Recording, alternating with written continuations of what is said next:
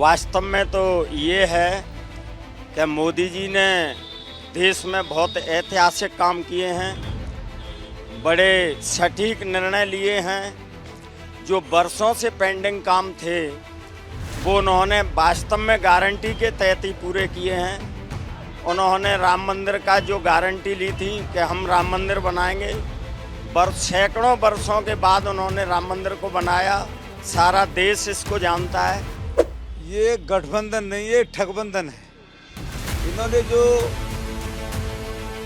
सारे ठगों ने इकट्ठा होकर के और भारत की सनातन और सभ्यता और भारत की अखंडता को एक लंबे अरसे से जो लोकतंत्र की बहाली के बाद जो क्षति पहुंचाने का कुठाराघात करके अखंड भारत को खंडित करने का निरंतर जो इन्होंने प्रयोग किया है।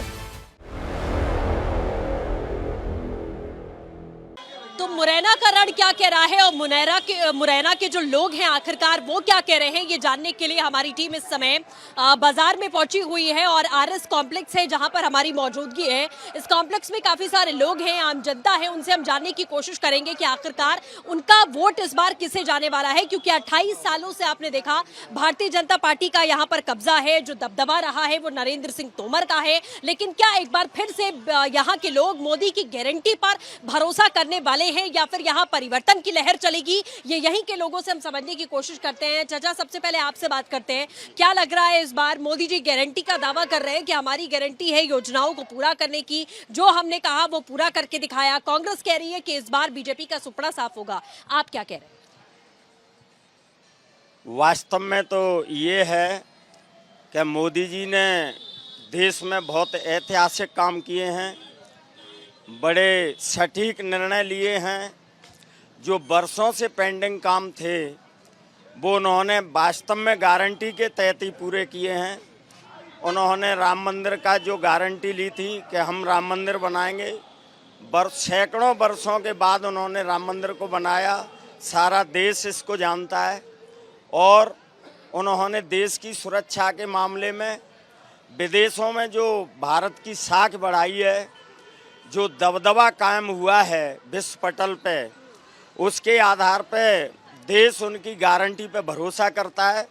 और इस आधार पे निश्चित रूप से माननीय मोदी जी की गारंटी को लोग स्वीकार करते हैं और भारतीय जनता पार्टी देश में बहुत प्रचंड बहुमत से सरकार बनाएगी, इसमें कोई शक नहीं है। प्रचंड बहुमत से सरकार बनाएगी। सर, आपसे समझना चाहेंगे, एक तरफ महागठबंधन है जो कह रहा है कि मोदी जी सिर्फ एक डिक्टेटरशिप की तरह काम करते हैं, डिक्टेटर की तरह काम करते हैं और नफरत की राजनीति करते हैं, और मोदी जी कह रहे हैं कि ये जनता ही हमारा परिवार। ये गठबंधन नहीं, ये ठगबंधन है। इन्होंने जो सारे ठगों ने इकट्ठा होकर के और भारत की सनातन और सभ्यता और भारत की अखंडता को एक लंबे अरसे से जो लोकतंत्र की बहाली के बाद जो क्षति पहुंचाने का कुठाराघात करके अखंड भारत को खंडित करने का निरंतर जो इन्होंने प्रयोग किया है, और काफ़ी हद तक ये लोग सफल रहे हैं। पर समय, प्रकृति और भगवान का ऐसा आशीर्वाद रहा कि जिन प्रभु श्री राम के 550 वर्ष के अंतराल के बाद जो परिस्थिति समय बदल के आया, आज वो परिस्थिति है कि भारतीय जनता पार्टी के समय में इन सारी घटनाओं को अंजाम देने का जो काम हुआ है, जैसे राम मंदिर है, 370 है, वहाँ पर आप देखिए एक हजारों की संख्या में लोगों का कत्लेआम किया गया। 84 के दंगों में सिखों का बगैर कसूर के लाखों की संख्या में सरकार के आदेश के अनुसार कत्लेआम हुआ। किसानों का के साथ भी अन्य अत्याचार हुआ। गौ भक्त हमारे संतों ने जब दिल्ली में धरना प्रदर्शन किया तो लाखों संतों के साथ उनका नरसंहार भी किया। ऐसी सारी घटनाओं को देश ने जब देखा और धर्म की आस्था से जुड़े हुए लोगों ने भारतीय जनता पार्टी के ऊपर विश्वास किया, और उस विश्वास के साथ एक लंबे अरसे में हमारी भारतीय जनता पार्टी के राष्ट्र में मुखिया नरेंद्र भाई मोदी जैसे, जिन्होंने गुजरात के नेतृत्व को लेकर के और भारत का नेतृत्व किया, इसके पूर्व जिनने भी भारत का नेतृत्व किया, चाहे वो इंदिरा जी हो, मनमोहन जी हो, वगैरह वगैरह जो भी रहे, उन्होंने राष्ट्र की साख को अंतर्राष्ट्रीय स्तर पर बिगाड़ा। भरोसा जा रहा है मोदी। हाँ, और मोदी जी ने उस साख को बनाया है। इसका जीता जाता प्रमाण आप देखिए, यूक्रेन के युद्ध में आज पूरी दुनिया के ताकतवर देश इस युद्ध में लगे हैं। किसी की ताकत नहीं है कि जो उसे रोक सके। मगर जब भारत के युवा जो वहाँ फंसे हुए थे, उन लोगों को निकालने के लिए उन्होंने अंतर्राष्ट्रीय स्तर पर इस बात को उन्होंने रखा कि यूक्रेन के युद्ध को जब तक हमारे भारतीय वहाँ से बाहर निकल के दूतावास से नहीं आ जाते हैं, तब तक आप युद्ध को बंद करिए। एक अपने आप में दुनिया में बहुत बड़ी मिसाल है। जैसा आपने कहा कि मिसाल है, आपसे भी समझना चाहेंगे क्या लग रहा है, प्रधानमंत्री मोदी ने जो वादे किए क्या वो पूरे किए? मुरैना की जनता दोबारा भरोसा कर पाएगी? बिल्कुल करेंगे। भारतीय जनता पार्टी ने चाहे गाँवों की बात करें, हम रोडों की जाल बिछा दिया है, चाहे जल नहर योजना हो, चाहे लाडली बहना की बात हो, मोदी जी के नेतृत्व में बहुत गाँव में वो खुशहाल है लोग। जनता ने तय कर लिया है भारतीय जनता पार्टी का प्रत्याशी प्रेजेंट बहुमत से जीतेगा, क्योंकि मोदी जी के नेतृत्व में बहुत काम हो रहे हैं। देश सुरक्षित उन्हीं के हाथ में, मोदी जी के नेतृत्व में।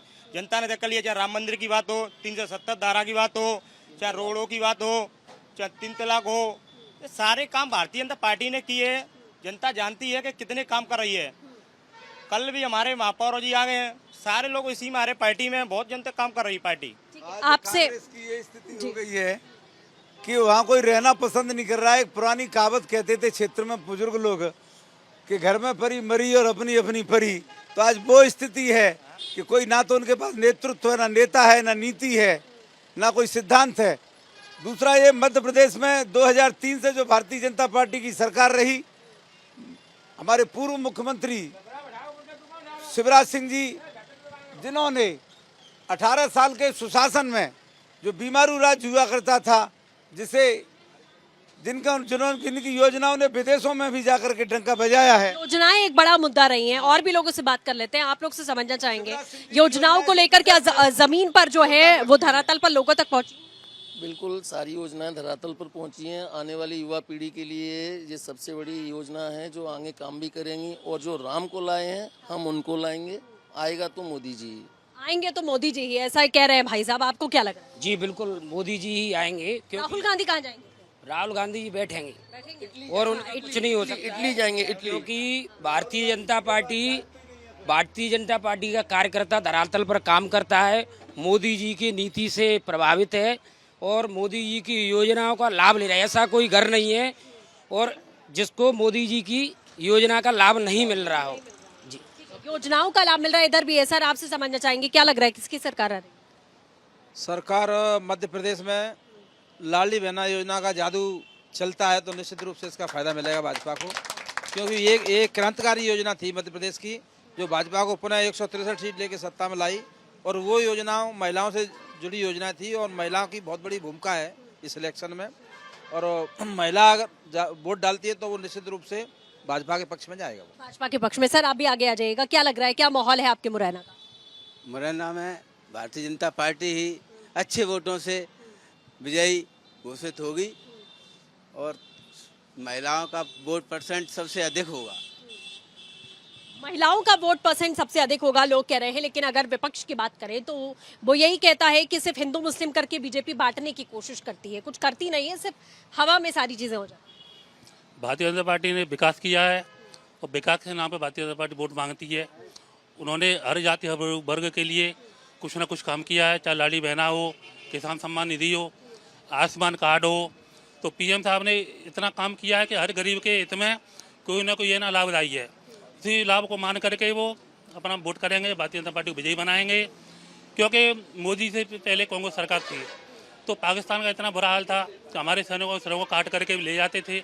आज मोदी जी के बनने से देश सुरक्षित है और पाकिस्तान के नाम आज तो पाकिस्तान कहीं से कहीं तक कोई नाम नहीं है। इसी प्रकार 370 को हटाने में कहा था महबूबा मुफ्ती जी ने, खून की नदियाँ बहेंगी, तो उन्होंने एक आधार बना करके सुप्रीम कोर्ट के हिसाब से काम चलाया और 70 हटी राम मंदिर भी बना और देश के सभी वर्गों ने उसको स्वीकार किया। स्वीकार किया। क्या लग रहा है, किसकी सरकार बन रही भैया? मोदी जी पर भरोसा हो रहा है? बीजेपी मोदी ये बनाना चाहते हैं। मोदी। हाँ। क्यों? उसी ने कहा था बहुत काम कराया है, लेकिन कहा था पूरे मतलब मध्य प्रदेश में मतलब हमको चाहते हैं। अच्छा, आप चाहते हैं, आप क्या चाहते हैं? जो देश में अपने भारत का जो विकास हुआ है, आज से पिछली बार जितनी भी शासन रहा है कांग्रेस का, अदर स्टेट में जाके उसमें विदेशों में जाके जो छाप जो भारत की उन्होंने मोदी जी ने रखी है, शायद ही कोई प्रधानमंत्री रखी हो।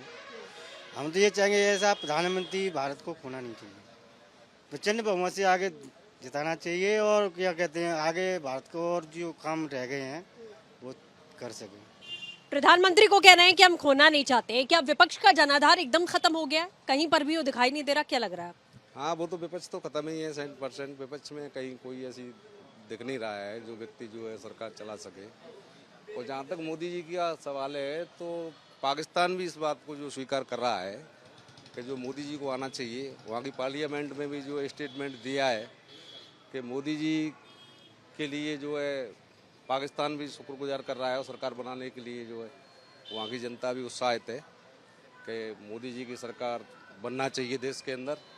और जबकि दोनों साथ साथ जो है आज़ाद हुए थे, उसी समय पे आज कटोरा लेके पाकिस्तान जो भीख मांगने के लिए तैयार है।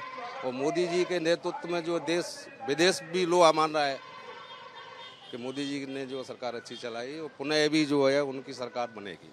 बिल्कुल। तो ये जो चुनावी चर्चा थी उसमें आपने मुरैना के लोगों को सुना, जानने की हमने कोशिश की कि इस बार आधार किसका है, क्या भरोसा 28 साल के बाद फिर से ये लोग बीजेपी पर करने वाले हैं। लोगों का कहना है कि चाहे अंतर्राष्ट्रीय मुद्दों की बात करें या फिर देश हित के मुद्दों की बात करें, अगर किसी ने विकास कार्य किए हैं, देश को आगे पहुंचाया है और दुश्मनों को मुंह तोड़ जवाब दिया है तो वो भारतीय जनता पार्टी की सरकार रही है और विपक्ष का आधार जनाधार पूरी तरीके से खत्म होता हुआ दिखाई दे रहा है। विजय संजय के साथ सृष्टि पांडे, रिपब्लिक भारत।